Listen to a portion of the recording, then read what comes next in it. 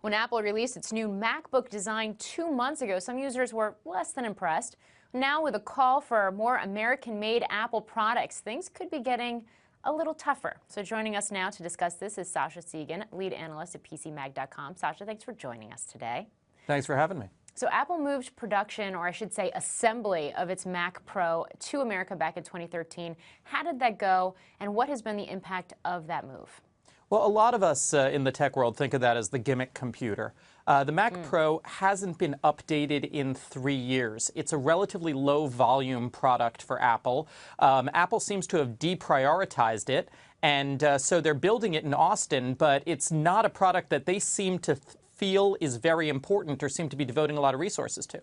Yeah, and I want to dig into this a little bit more. So according to a report from Bloomberg, Apple may be pushing its production of the Mac Pro back to Asia, or at least there's calls within the company to do that. Why would they do this, as President-elect Trump may toughen the efforts for U.S.-made products?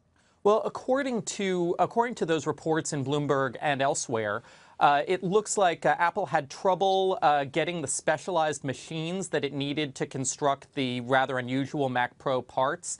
And Tim Cook has also said he's been having trouble getting the skilled labor that he needs to do the electronics manufacturing there.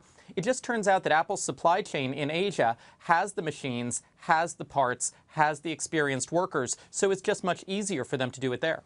Yeah, which actually I have to tell you is very surprising to me, because you hear so much nearshoring and actually onshoring has actually happened from other companies with manufacturing in recent years, specifically because of issues with quality control in Asia. So this was a very interesting commentary for me to hear as somebody who covers manufacturing.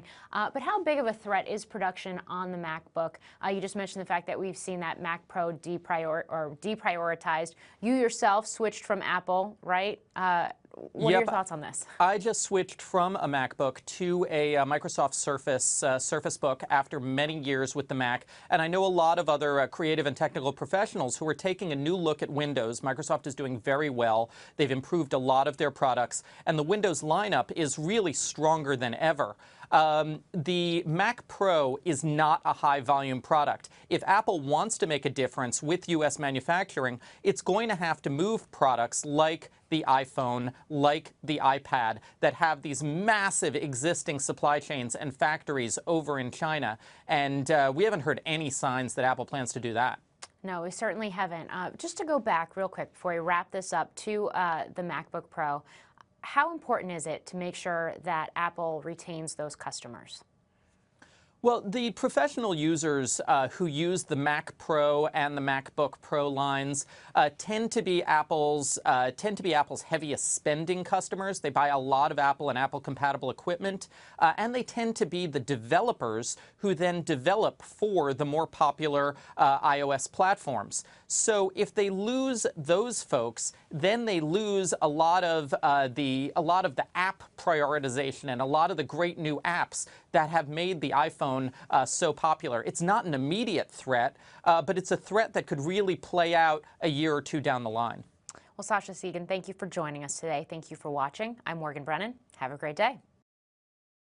Hey there, thanks for checking out CNBC on YouTube. Be sure to subscribe to stay up to date on all of the day's biggest stories. You can also click on any of the videos around me to watch the latest from CNBC. Thanks for watching.